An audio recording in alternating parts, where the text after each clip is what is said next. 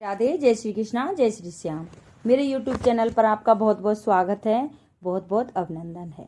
आज माघ मातम की 25वें दिन की कथा है, चित्ररथ को सदगति के लिए उपदेश। तो कैसे उपदेश देते हैं?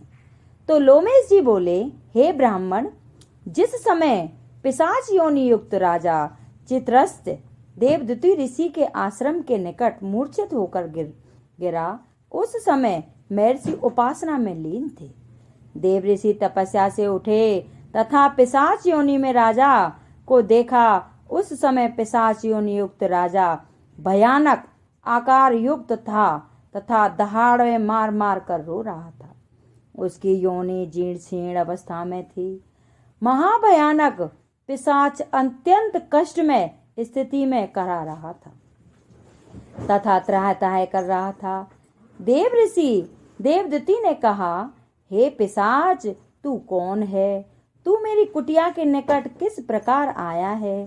तू क्यों इस प्रकार दारुण कष्ट भोग रहा है? मेरे आश्रम के पास आने के पश्चात कोई भी जंतु कष्ट नहीं पाता है। सभी को वैकुंठ के समान सुख प्राप्त होता है। अतः हे पिशाच, तू भया निर्भय होकर अपने दारुण दुख को भय रहित होकर वर्णन कर तथा बता, मैं तेरी क्या सहायता कर सकता हूँ। पिशाच योनि युक्त राजा ने अनेक योनियों के पश्चात ऐसे शांति में वचन सुने थे। राजा का रोना बंद हो गया। ऋषि के स्पर्श मात्र से पिशाच को लगा कि उनके आधे कष्ट दूर हो गए। पिशाच ने ऋषि के चरण पकड़ लिए और कतार युक्त वाणी से बोला, हे ऋषिवर, आपकी मनोहर शीतल व प्रेम युक्त वाणी तथा वचन सुनते ही मेरी आत्मा को शांति तथा शीतलता प्राप्त हो गई है। मुझे ऐसा प्रतीत हो रहा है जैसे मेरे दुखों का अंत हो रहा हो तथा पुण्य उदय हो रहे हों।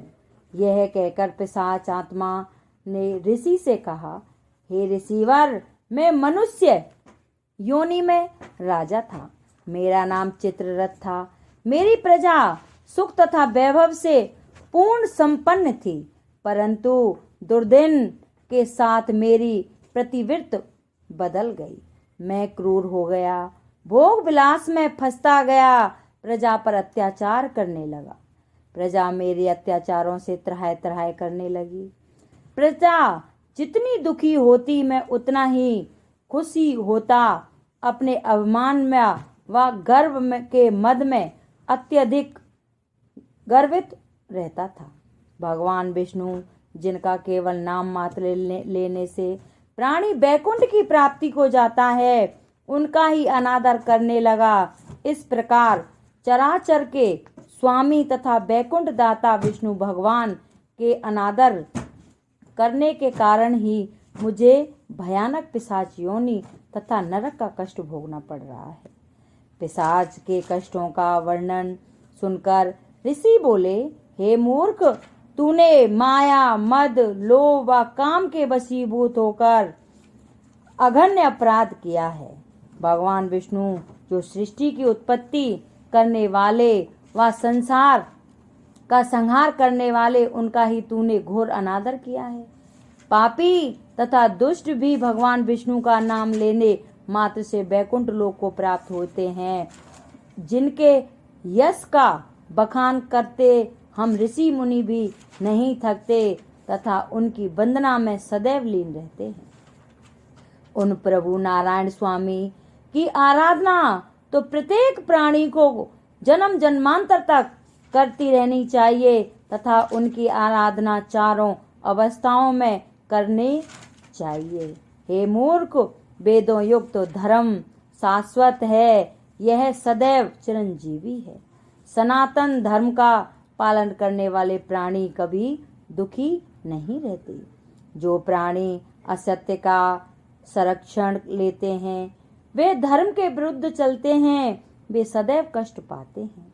अरे मूर्ख प्राणी, भगवान विष्णु तथा शंकर तो लोक परलोक के स्वामी हैं, उनकी ही तूने निंदा की।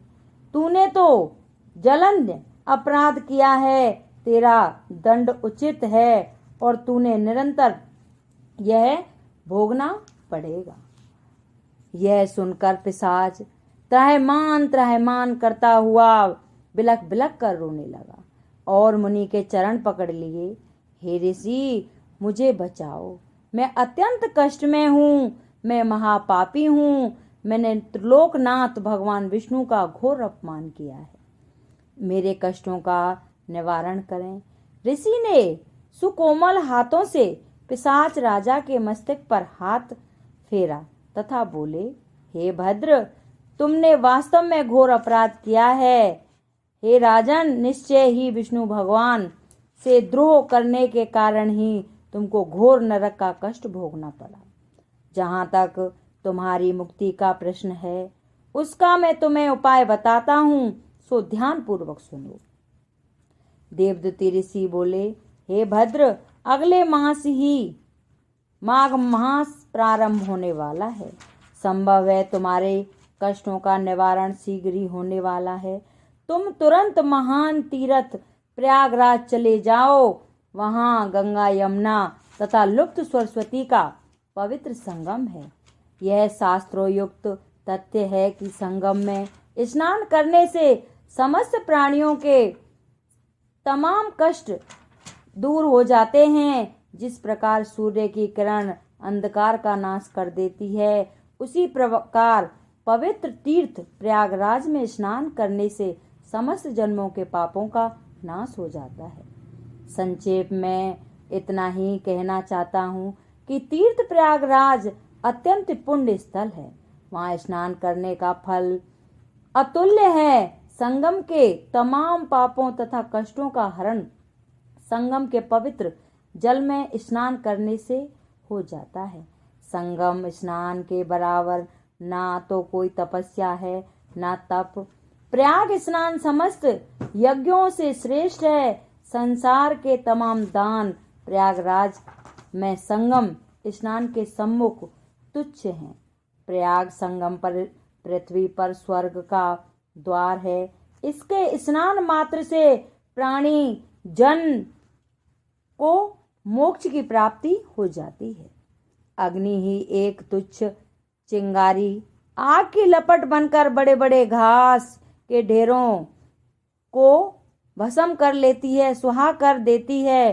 तू समझ ले, त्रिवेणी स्नान मात्र से तेरे पिशाच योनि नष्ट हो जाएगी, तेरे जन्म जन्म के कष्ट दूर हो जाएंगे। भगवान विष्णु तथा शंकर तेरे कष्टों को दूर कर देंगे तथा तू पिशाच योनि से मुक्त होकर मुक्ति को प्राप्त कर लेगा तथा स्वर्ग का अतुल्य सुख जन्म जन्मांतर भोगेगा। ऋषि बोले, हे राजन, मेरी वाणी में इतनी शक्ति नहीं है कि मैं प्रयागराज स्नान का संपूर्ण महत्व की व्याख्या कर सकूं, क्योंकि प्रयागराज में संगम स्नान का पुण्य अलौकिक है। एक सत्य वृतांत है कि केरल का एक ब्राह्मण केवल त्रिवेणी जल स्पर्श से मुक्ति को प्राप्त हो गया था। पिशाच योनि युक्त राजा मुग्ध होकर ऋषि के वचन सुन रहा था। उसने अत्यंत कतार वाणी से कहा, हे मान्यवर ऋषि, मुझे केरल के ब्राह्मण की कथा का वर्णन सुनाएं, जिससे मेरे हृदय की शंका निर्मूल हो जाए तथा मेरे हृदय जो अत्यंत दुखी तथा चलायमान हो रहा है, उसकी जिज्ञासा समाप्त हो जाए। तो ये हमारा 25वां अध्याय था।